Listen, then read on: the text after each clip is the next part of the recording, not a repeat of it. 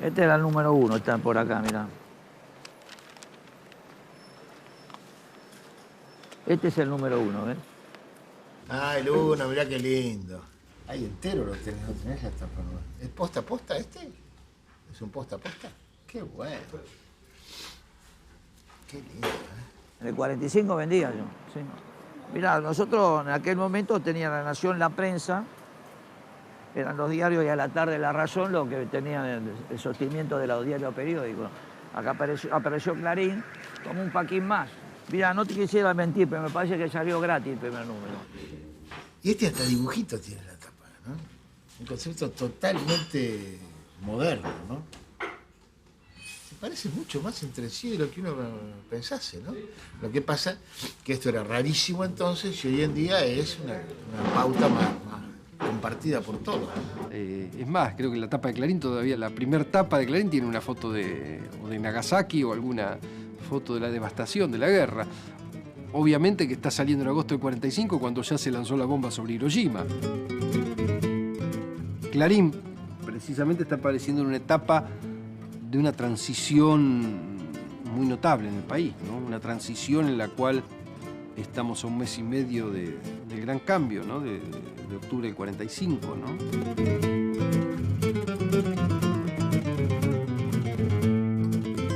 Bueno, soy Guadalupe Noble, Guadalupe Georgette Noble, y soy la hija de Roberto Noble. Claro, o sea, él decía, yo tuve un hijo macho que es Clarín y una hija hembra que es Lupita. Y realmente era así para él, ¿no? Roberto Noble nació acá en la capital federal y en 1902, o sea que con el siglo. Y él nació en una familia, yo creo, de clase alta, clase media alta. Fueron varios hermanos, varones, y 2 mujeres. Y bueno, esta mujer, mi abuela María, que mi padre tenía un amor total con ella. Ella fue la madrina de Clarín. Dicen que Noble era la oveja negra de la familia porque era la oveja descarriada un poco. Bueno, él era estudiante de Derecho y un bohemio además. Y bueno, no andaba muy bien en los estudios porque, bueno, la noche porteña, el tango, la bohemia, los artistas, siempre se movió en un medio que mi abuela estaba muy preocupada. Hasta que, bueno, se vinculan con Antonio de Tomaso, y Antonio de Tomaso, que es uno de los fundadores del socialismo independiente, le ve la uña de guitarrero, le ve la veta, la vena, y le dice, mire, yo lo necesito a mi lado y usted tiene que terminar la carrera, ¿no? Y bueno, y él empieza a trabajar en los diarios, en los periódicos del socialismo, en el diario Libertad, y bueno, y enseguida ya toma vuelo y ya dirige los diarios. Bueno, mira, el Partido Socialista Independiente en este momento es un partido, como su nombre bien lo dice, es una fractura de los socialistas. Yo diría que es fundamentalmente un grupo de intelectuales muy lúcidos, Federico Pinedo, Antonio de Tomaso, Roberto Noble, que son conscientes de que no tienen una base electoral amplia y por eso ellos apuestan a que con la caída de Irigoyen se pueda conformar una alianza con otros partidos en donde ellos tendrían que operar como los intelectuales orgánicos. Hipólito Yrigoyen asume en 1928 su segunda presidencia. Es una situación de crisis política mundial, económica, una crisis económica que repercute en todo el mundo, y la Argentina, al ser un país agroexportador con un modelo económico periférico, termina siendo partícipe también de esta crisis. Como siempre suele en todas las sociedades, se busca un único culpable, un enemigo único, simplificar las ecuaciones. Y aquí todas las culpas caen sobre Yrigoyen. Cuando uno habla del golpe del 6 de septiembre no es un golpe militar, es un golpe cívico-militar. Entonces, Yrigoyen decide no defender su gobierno y para que esto quede muy claro, unas pocas semanas antes había renunciado su ministro de Guerra, que era el que se proponía arrestar a los 60 conspiradores significativos. En esa lista de conspiradores significativos había dos personajes, Federico Pinedo y Roberto Noble.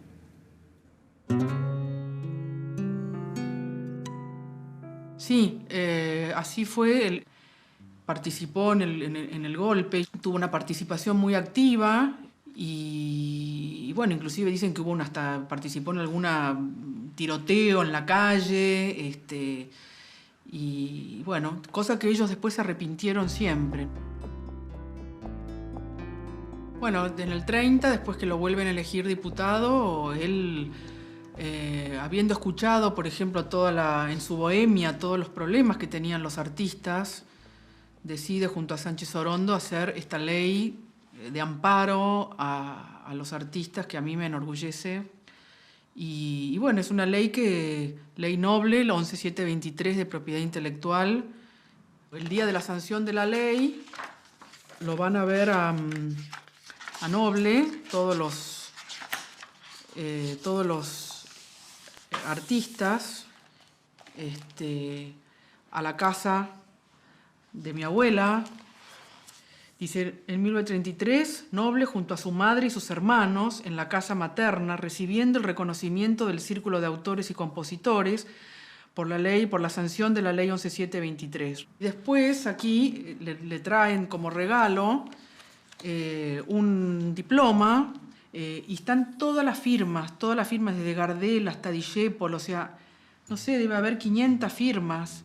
Noble venía participando desde la reforma universitaria, desde muy joven, con intensa actividad política, ¿no? Pero es interesante lo que sucede con él, ¿no? Porque él participa en las elecciones en el 30 y no asume por el golpe, ¿no? Precisamente. Pero después rápidamente hay nuevas elecciones, nueva convocatoria, y Noble es elegido diputado. En esas situaciones que hace contacto con algunos conservadores, ¿no? En este caso con Manuel Fresco, porque Manuel Fresco es presidente de la Cámara y Noble es elegido vicepresidente, ¿no? Obviamente que Manuel Fresco pretende llegar a la primera magistratura, como tantos, y para ello sigue los pasos necesarios. Gobierna la provincia de Buenos Aires de 1936 a 1940. Es difícil decir si era un fascista o un fascista. Yo creo que era un caudillo bien de la época, terriblemente contradictorio y hasta un poco verborrágico y que hablaba de más, ¿no? Si queremos una patria grande y rica. El verdadero macho, dice Fresco, cuando se acerca a la urna comicial, no tiene que tener miedo a que se conozcan sus simpatías políticas. Acá hay una de las ideas que tiene es, ¿por qué no puedo decir yo elijo a este candidato? Y entonces hay las elecciones de noviembre del 35, que son en las que sube Fresco como gobernador, son brutalmente fraudulentas, brutalmente fraudulentas. A Fresco caracterizan muchas cosas, ¿no? En primer lugar, va a nombrar algunos miembros que no vienen de su partido en el gobierno. El caso de Noble como ministro de gobierno es un caso concreto y que le va a costar muy caro. No, la gestión Noble tiene, sí, el Ministerio de Gobierno, a pesar de estar 3 años, digamos, es muy notable, ¿no? Noble es un riñón muy fuerte dentro de la política de Manuel Fresco, porque realmente Manuel Fresco piensa que el comunismo es un peligro, quiere luchar contra el comunismo, y para eso se preocupa por hacer una política social. Pero, por ejemplo, realiza una política agraria muy revolucionaria para la época. Compra campos de 20.000 hectáreas, los divide en fracciones de 200 y se los vende a los chacareros a créditos larguísimos, con una gran propaganda de política agraria, ¿no? Por otro lado, también hace una política revolucionaria a nivel laboral. Crea un departamento de trabajo totalmente revolucionario. Gran cantidad de esta gente, o estos abogados laboralistas que Fresco tiene dentro del departamento de trabajo, a partir de la Revolución del 43 van a estar en el departamento de trabajo y en la subsecretaría de trabajo creada por Perón, ¿no? El estatuto del peón rural del peronismo es prácticamente surgido del estatuto que genera Fresco también, ¿no? En esta Caras y Caretas, Noble del 36 dice: creo que el periodismo es la mejor escuela de política que existe. Noble es quien lo insta a Fresco a crear una radio en la provincia. Acá se lo ve, en esta foto se lo ve con Fresco, hablando en la radio. Ya tenían ellos la visión de por dónde pasaba el poder, ¿no? Fresco es el primer político argentino que utiliza la radio como instrumento de propaganda. Así es que en el año 37 se crea LS11, ¿no? Radio Provincia de Buenos Aires, que va a ser la radio que tenga el equipo más potente del país. Y la voz de Fresco llega a través de la radio y se toma la jura de la bandera en toda la provincia. Los 300.000 alumnos están en ese momento jurando por la patria y escuchando la voz del gobernador.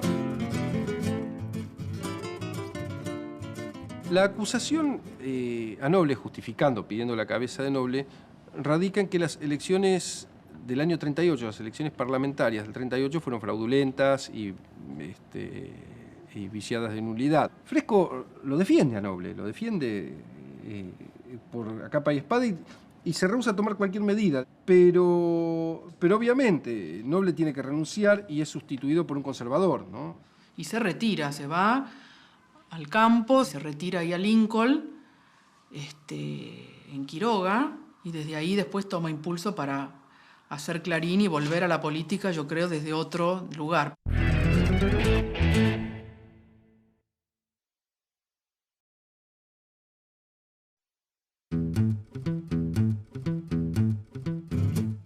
Y yo creo que ahí le duró poco el retiro. Ahí yo creo que habrá tomado una distancia para ver cómo acomodar la carga y por dónde seguir. Y bueno, y ahí es donde toma la decisión de empieza a fermentar la idea de hacer un diario.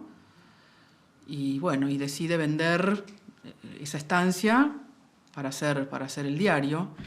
Bueno, el mito fundacional de Clarín sostiene que Noble vendió su chacra, su estancia en Lincoln, y con ese dinero fundó el diario, ¿no? La estancia, hay varias versiones sobre cuánto vendió la estancia. Lo que dice el boleto de compraventa, que sería lo más creíble, es 1.300.000 pesos. Ahora, ¿por qué ese dinero no alcanzaba? Por varias razones. La primera es porque el precio del papel, en el contexto de fin de guerra y comienzo de post-Segunda Guerra Mundial, encareció significativamente. Los costos laborales aumentaron considerablemente. Entonces, Noble, aún antes de vender la chacra, ya tenía dos formas de financiamiento. Una forma de financiamiento era el papel del diario Cabildo. El diario Cabildo era un diario pro-nazi financiado por la Embajada de Alemania, según documentos que pude ver en Washington, y también era financiado por el gobierno militar de Farrell, ¿sí? Entonces, este diario Cabildo dio una cantidad imposible de determinar de bobinas de papel a Clarín. La otra ayuda adicional que recibió Noble fue de un grupo de empresarios, algunos ligados con la Unión Democrática, otros no, que dieron un apoyo financiero que no se pudo establecer con exactitud. Esto surge de los documentos desclasificados del Departamento de Estado, que pidieron ver los orígenes financieros de Clarín.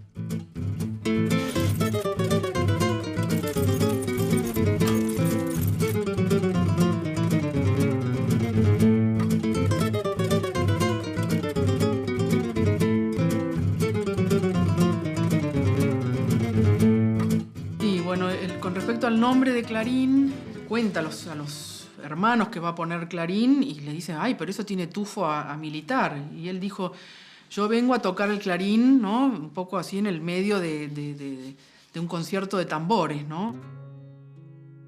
Si Clarín suena a ejército, suena al ejército de las grandes glorias nacionales, al que está permanentemente en el corazón del pueblo argentino. A ver, sobre el origen del nombre hay varias versiones, ¿no? Una versión que es que lo tomó de Clarinada. Para mí no existe evidencia. Clarín era una revista de los viajantes de comercio. Entonces, cuando quieren registrar Clarín, ven que el nombre ya está registrado. Entonces, el noble manda, creo que a Maldonado, a negociar con ese sindicato, pero eso explica, digamos, la cuestión legal del nombre, pero no cómo se le ocurrió Clarín.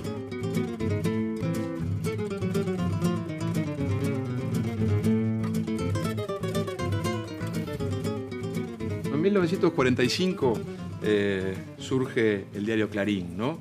En un momento en que la sociedad está cambiando de manera significativa, ¿no? Se producen las migraciones del campo a la ciudad cada vez se hace más importante y comienza a generarse una clase media significativa que consume cada vez más productos culturales, ¿no? Se va a consumir un nuevo tipo de prensa que hasta esos momentos no, digamos, un sector de la población que había quedado marginado del consumo de prensa diaria, empieza a leer. Pero claro, los viejos diarios no observan este cambio y siguen presentándose a la sociedad de la misma manera que lo hacían a fines del siglo XIX, si son diarios anclados en el siglo XIX. Aquí tenemos, por ejemplo, los ejemplares del diario La Nación y La Prensa, del mismo día que Clarín sale por primera vez. Y es notable, ¿no? Porque son tres construcciones totalmente distintas. La primera gran diferencia está en el tamaño, ¿no? Tamaño sábana para La Prensa y La Nación y un tamaño mucho más pequeño, mucho más manejable para el diario Clarín, ¿no? Entonces, si bien, digamos, la titulación en los tres es lo mismo, que es una noticia muy fuerte, como el inicio de la ocupación japonesa por las tropas aliadas, la manera en que esto es presentado es significativamente distinta. Principal diferencia que observamos aquí es el uso de la fotografía, ¿no? Un uso de fotografía, un recurso que no está utilizado en los otros diarios, un diario más ágil, con títulos más fuertes, digamos, donde hay uso de letras grandes. Por supuesto, como digo, ya estaba Crítica, estaba El Mundo, pero Clarín acentúa la idea de que el lector, que forma parte de la masa de lectores populares y que de alguna manera es el pueblo, en sus términos más amplios, concisos y abstractos, es alguien hay que interesarlo, que normalmente y de un modo espontáneo no iría a leer noticias, pero se puede decir que es un modelo educativo más imperativo que el que imperaba en la tradición argentina, incluso en la sarmientista, que se suponía que la gente quiere de por sí, por determinación de su propia conciencia, convertirse en lector. Clarín comienza suponiendo que hay que captar esa atención, que es un poco la lógica mediática desarrollada a través de muchos más artilugios que lo que tiene Clarín. Pero no deja de ser emocionante entender el origen del diario, que es un centro de buena parte de las discusiones políticas y sobre la cultura argentina, porque habría que en gran medida percibir hasta qué punto no ha cambiado demasiado. Fácilmente se advertirá que nuestra hoja constituye una revolución en el periodismo popular argentino. Lo decimos sin falsa modestia. Creemos que este primer número revela bastante acerca de la modernidad del diario que hoy ponemos en circulación. En el diario Clarín se observa una preocupación por un lenguaje más popular. No diría popular extremo, sino claramente una apelación a las clases medias que van a ser el público al que va a apuntar claramente el diario Clarín desde sus inicios. Además, los diarios de la mañana de aquella época no se ocupaban casi de deporte, ni se ocupaban de espectáculos, ni tenían un chiste de divito en la contraportada. contratapa, le daban muchísima bola al deporte. Clarín en ese sentido, a mí me parece que lo que tenía y le daba mucho al espectáculo. Y además le daba pelota a cosas que habitualmente le daban bola a los diarios de la tarde. Clarín arranca como eso, no arranca como un diario dirigido a las clases medias altas o a las clases más letradas, sino que va con un tono un poco más apuntándole a un público más popular. Y después sí, al poco tiempo después se consagra, y creo que es su característica esencial e histórica, como el diario de la clase media argentina. Noble, cuando saca su diario, lo hace con una vocación política. El periodismo siempre fue político y fue muy claramente político antes, como debe ser. Digo, los medios de comunicación son precisamente, como anuncia Noble, un medio de expresión y de expresión de ideas. ¿Y de ideas qué van a ser? ¿De ideas de qué? No de ideas de receta de comida, son de ideas políticas y de ideas de cómo resolver los problemas de la sociedad. El lema de Clarín es una solución argentina para los problemas argentinos.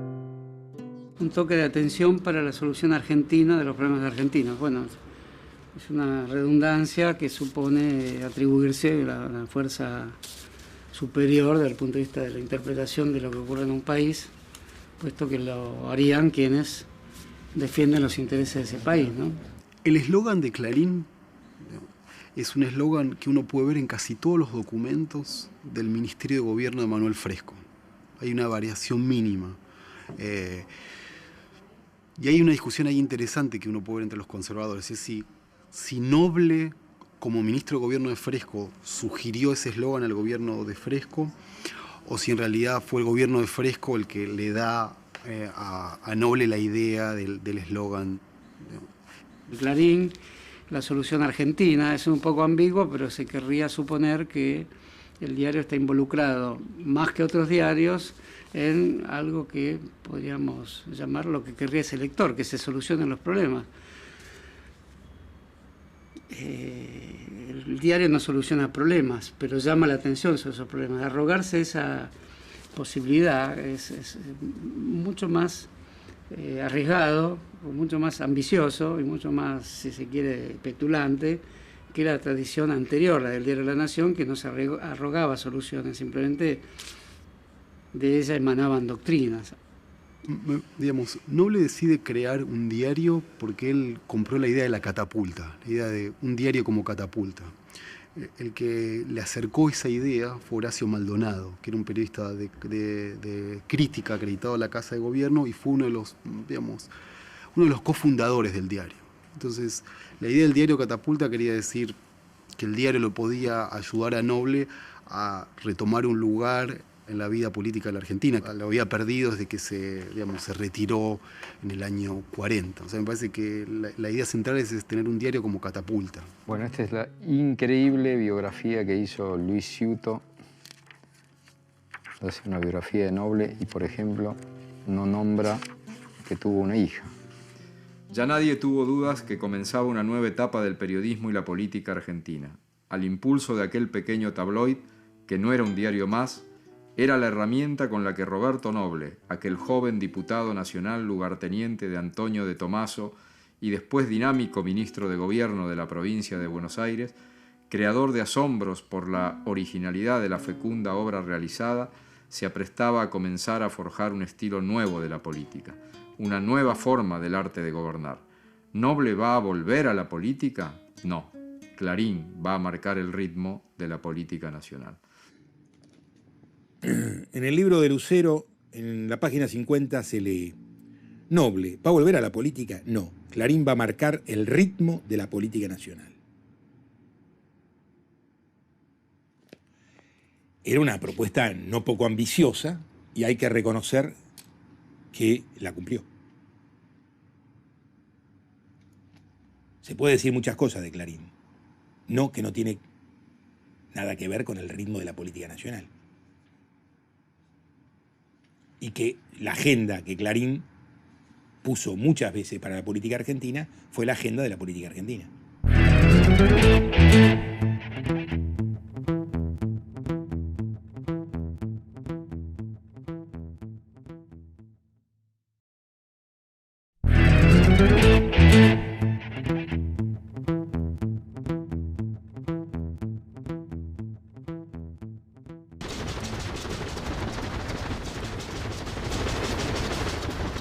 Clarín era un diario que cuando arranca tiene 30.000 ejemplares, 25.000 ejemplares. Era un diario de tercera o cuarta categoría, a la vez de La Nación, Clarín, La Razón. Estaba Crítica en aquella época también, Noticias Gráficas. Un montón de diarios que eran superiores al tiraje de ellos, ¿no? Los diarios salían a 10 centavos. Clarín salió con un precio de 5 centavos y la mitad de lo que costaba La Nación o La Prensa, que costaban 10. Clarín entró con la pretensión de constituirse en un diario, diríamos, serio, con fuerte vocación política, pero a un precio popular. Clarín sale en agosto del 45, los primeros días es ambiguo. Y eso también se lee en los despachos del Departamento de Estado. Uno puede ver cómo los funcionarios americanos que estaban preocupados, de repente empiezan a ver que, bueno, por ahí Clarín no es un diario pronazi y está con la oposición al peronismo. Hasta que se produce el 17 de octubre, Clarín tiene una posición crítica el 17 de octubre, no en editoriales, pero sí en la cobertura.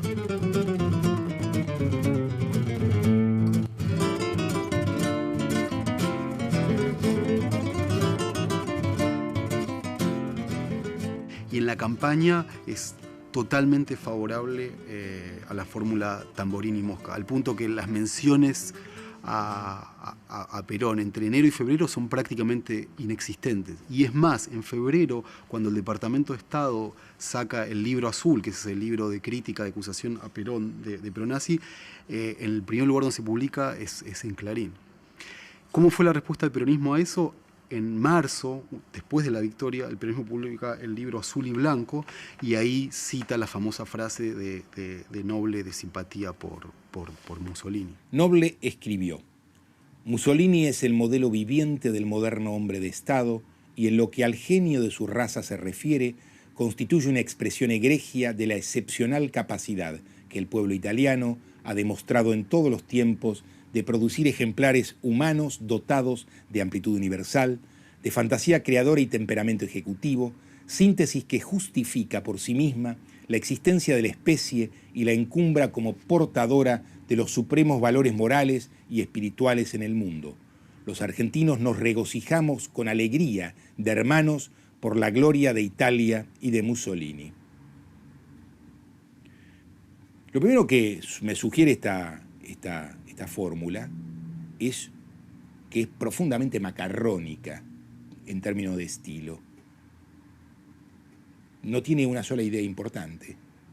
Simplemente sustituye la falta de ideas por una alegría hueca modelo La Nación, egregia, excepcional, amplitud universal, fantasía creadora, síntesis que justifica, valores morales y espirituales, nada. Es un conjunto de oquedades que lo último y lo único que señalan es la admiración del que las dice por Mussolini.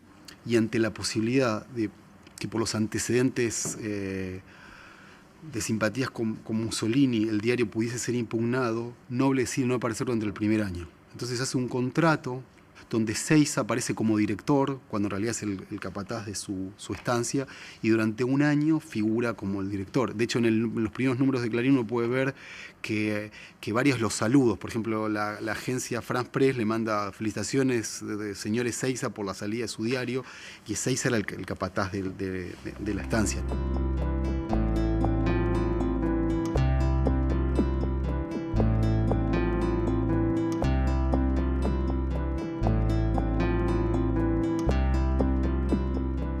Digamos, lo interesante de Noble en relación a otros editores periodísticos es que él enseguida se acomodó al nuevo tiempo político, ¿no? Pero Clarín es el primer diario del bloque de los opositores que pasa a ver de una manera menos violenta al peronismo.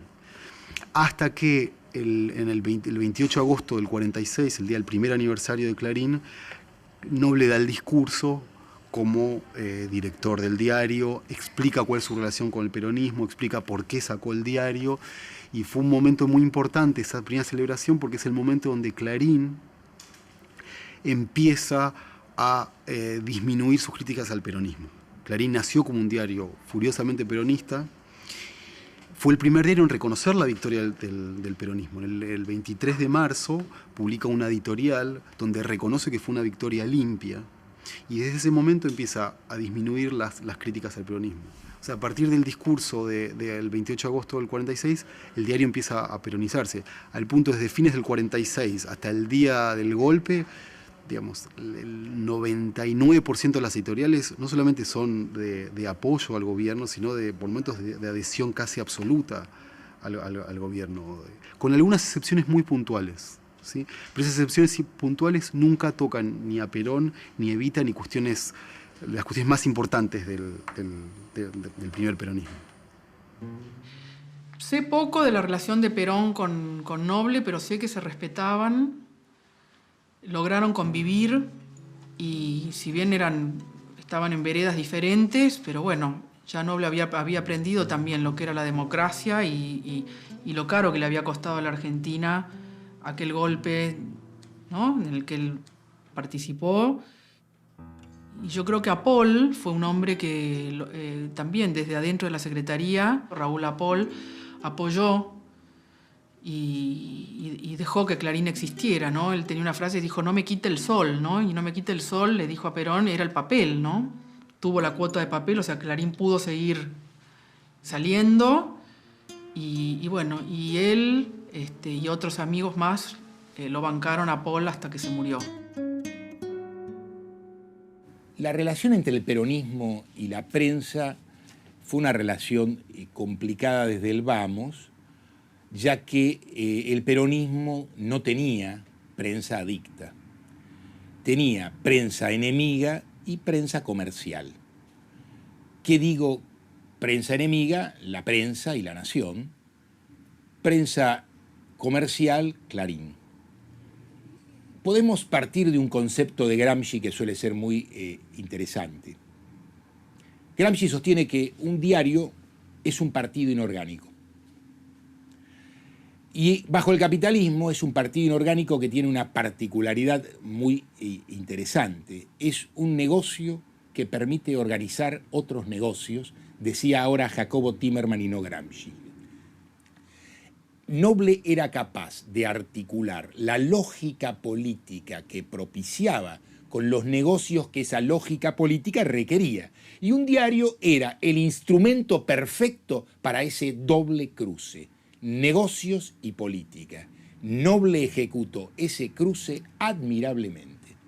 Por iniciativa del diario Clarín se celebra entre nosotros el primer campeonato de canasta. El director de dicho matutino inicia el certamen para cuyos vencedores... Acá ya tiene a la que aspiraba, está insinuado aquello... Acá ya está insinuado lo que era el objetivo y casi logrado de a poco, lo que era el objetivo más o menos explícito de Noble desde el comienzo, que era arrebatarle a la razón, a la prensa, el patrimonio el monopolio de los avisos clasificados. Teniendo en cuenta que esa famosa frase tan linda que dice: nadie se murió hasta que no apareció en la necrológica de la prensa. Se podía morir, pero si no apareciese ahí no estaba muerto. Eso es buenísimo. La prensa era el diario que tenía los avisos clasificados. Y los avisos clasificados son el negocio publicitario más importante de los diarios, mucho más importante que los avisos comerciales. Era un nicho que Noble quería atacar. Eso también habla de la habilidad empresarial de Noble. La Nación, en cambio, consideraba que los avisos clasificados era para mucamas, era algo que no estaba a la altura de la Nación usar los clasificados. Noble, en cambio, lo vio como un negocio y tuvo el mérito de estar Clarín tomó los avisos clasificados porque tenía una política de toma de avisos clasificados. Es decir, Clarín desde el año 48, 49 Noble vio que era un gran negocio los avisos clasificados. Entonces se empieza a poner en la tapa publicidad de avisos clasificados. Y durante el peronismo sí está el hecho muy significativo de la expropiación de la prensa y el traspaso de este periódico a manos de la CGT. El diario Clarín se va a aprovechar significativamente de esta circunstancia involuntaria, si se quiere, sobre todo para expandirse en el mercado de anuncios publicitarios, que era el fuerte de la prensa. Clarín se termina quedando con los avisos clasificados de la prensa. Y Clarín pasa de ser un diario de segundo orden a un diario de primer orden en el momento en que logra eso. Y eso lo logra al comienzo de la década del 50.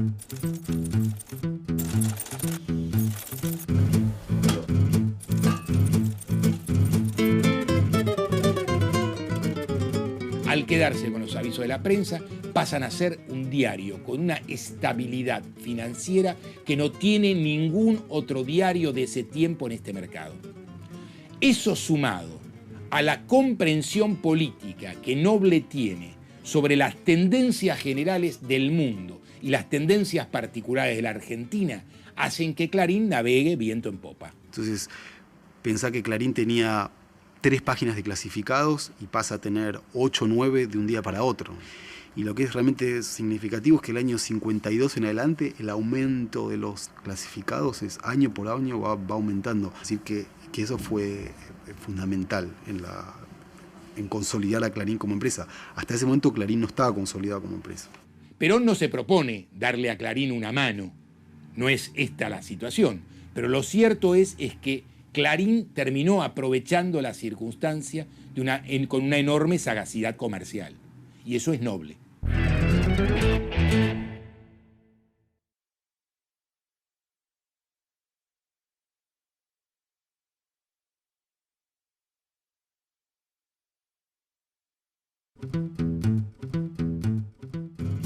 Noble provenía de una familia de inmigrantes vascos que había hecho fortuna en su destino sudamericano. No era un verdadero aristócrata, pero siempre se había creído uno y se comportaba como tal. Quienes lo conocían admiraban y envidiaban su absoluta confianza en sí mismo. Transmitía la seguridad de un hombre predestinado. ¿Predestinado para qué? Para decidir el carácter de la Argentina, que en el momento en que llegó al mundo, en el segundo año del nuevo siglo, también parecía destinada a la grandeza. Él coleccionaba elefantes. Todos los elefantes tenían que tener la trompa para arriba, porque los de trompa para abajo son mala suerte. Las mujeres, dice que cuando era joven, las maestras en la época de la política lo llamaban el teniente seductor. Oh, no. Porque tenía que era una película, creo, de Maurice Chevalier.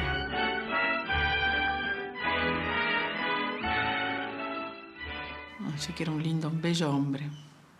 Tenía el physique du rôle necesario para representar su idea de sí mismo.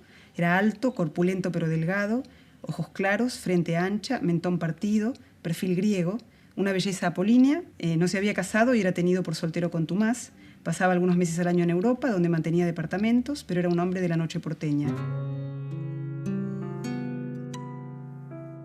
Él era un bon vivant, le gustaban las lindas cosas, el arte, las mujeres. Mira, hay 5 versiones sobre el momento que se encuentran Noble y Ernestina. Una versión es que Noble va a una obra de teatro, que ella baila, recomendado por un fotógrafo de Clarín. Otra versión que ella trabajaba como en una de las oficinas de clasificados de Clarín, y otra versión que es que un militar la presentó. Esas son las 4 o 5 versiones. La versión más verosímil es que se conocieron en un paseo en el Tigre. Noble tenía un barco, el Jaguar, que había traído de Alemania. Había estado en la Segunda Guerra Mundial el barco de Noble. En aquel momento, Clarín tenía sus oficinas en la calle Corrientes, en la avenida Corrientes, y enfrente, en Corrientes también, había un lugar que se llamaba El Tronío, y había otros lugares que tenían que ver con... algunos decían cabarets, pero no eran cabarets, era un lugar donde se iba a tomar algo, había espectáculos, cantantes, bailarinas, etc. Y Noble hacía eso y se iba con compañeros de ahí de la redacción, y que iba a un lugar donde bailaba, entre otras, Ernestina, que en aquel momento era Ernestina Herrera. Bailaba flamenco, uno lo que ha podido comprobar es sí que bailaba flamenco efectivamente y que Ernestina habría conquistado a Noble desde ese rol de bailarina y con su belleza ante el galán que era también Roberto Noble, según cuentan los de aquella época. Entonces Noble tenía estas relaciones paralelas. En el caso de Ernestina, empieza a recibir una mensualidad Ernestina, como muchas de las mujeres de Noble. Digamos, que Noble tenía una cantidad indeterminada de mujeres que reciben una suerte de ayuda financiera. Noble tenía 48 años, ella tenía 26. Noble, para quedar bien con ella, en un momento le publica lo que hoy se llama el chivo, es decir, el anuncio de que está actuando, y estaba con la hermana. Entonces, en esta nota pequeña de Clarín Espectáculos en aquel momento, que es Teatro, Cine, Artistas, del 2 de diciembre del 53, aparece, digamos, esta sería, creo que es, sin duda, la primera foto de Ernestina en Clarín. Noble era retratado en las páginas de Clarín como si fuese canciller o ministro de gobierno. Es decir, Noble era invitado a viajar a los Estados Unidos y era una foto de tapa, Noble subiendo la escalera del avión, y después eran todos los días, se seguía la agenda de Noble en los Estados Unidos. Noble, después de sus simpatías por el fascismo, a partir de ese viaje empieza a asumir el discurso norteamericano para la región. Y cuando le preguntan por Perón, Noble muy astutamente les dice: ustedes tienen que pensar el peronismo como Roosevelt. O sea, como diciéndoles, ustedes tomaron muchas veces, sin decirles, sin en tono de reproche, pero muchas veces el peronismo es retratado como una réplica de Mussolini, cuando en realidad muchas de las medidas del peronismo se parecen a las de Roosevelt del principio de la década del 30.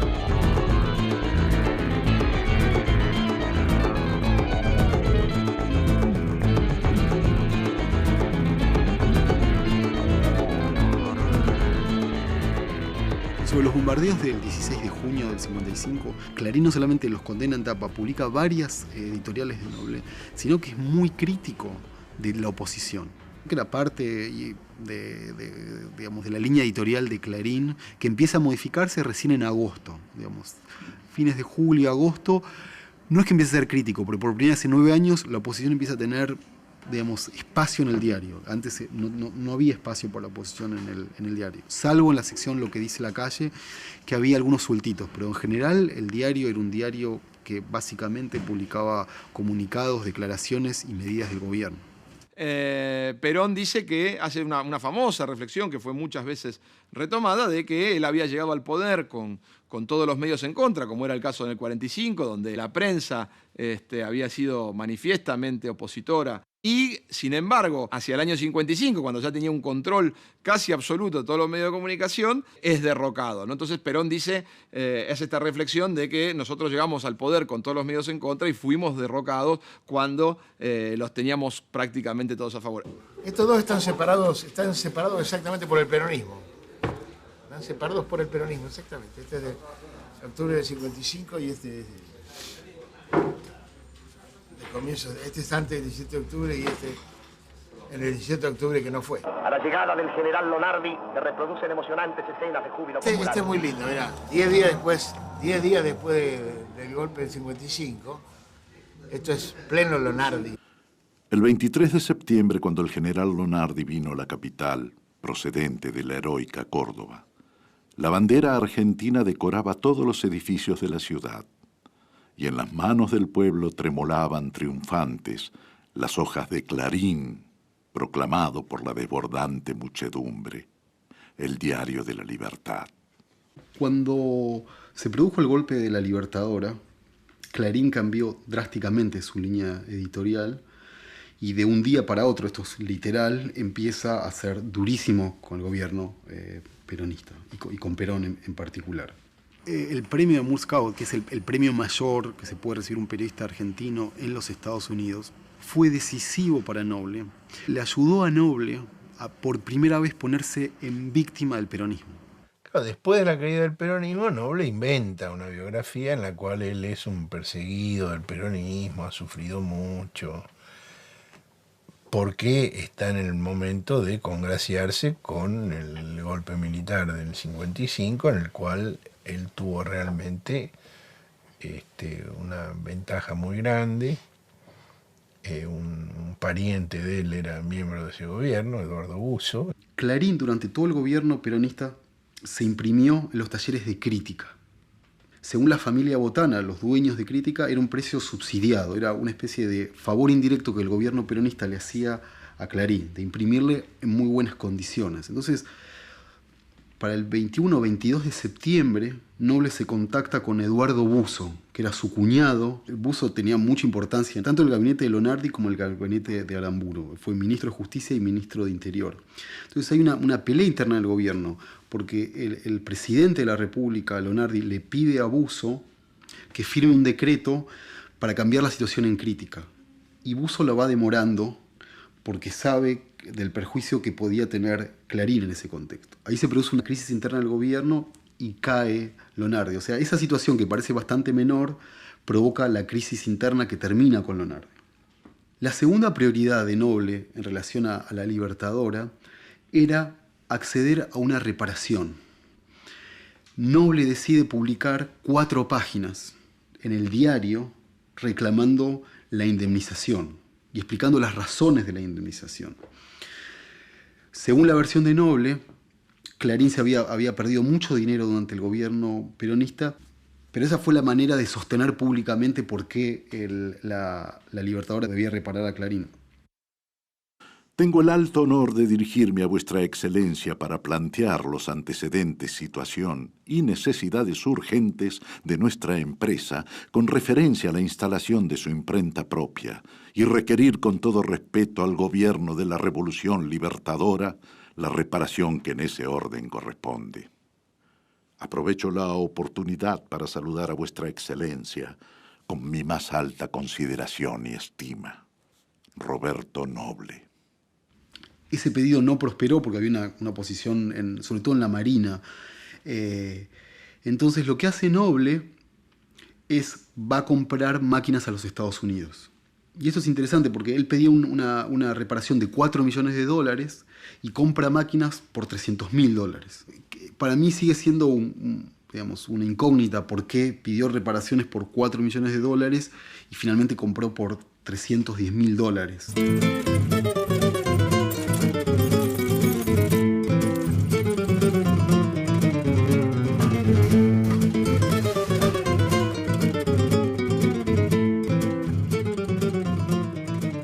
Ese reclamo, digamos, forma parte cuando uno hace la lectura de la relación de los medios y de Clarín en particular con la Revolución Libertadora, forma parte de ese oportunismo que uno siempre le ha señalado a Clarín, de enseguida reacomodarse con el gobierno que asumió, y acá bueno, se ve claramente con una revolución golpista, fusilador, etcétera, le importaba un rábano si tenía que pedirle o no pedirle, y obviamente el tema era siempre, bueno, decir, en el gobierno anterior, el peronismo, nos sojuzgaron, nos cortaron la palabra, no nos dieron para comprar la rotativa, etcétera, vengo a que me reparen esto.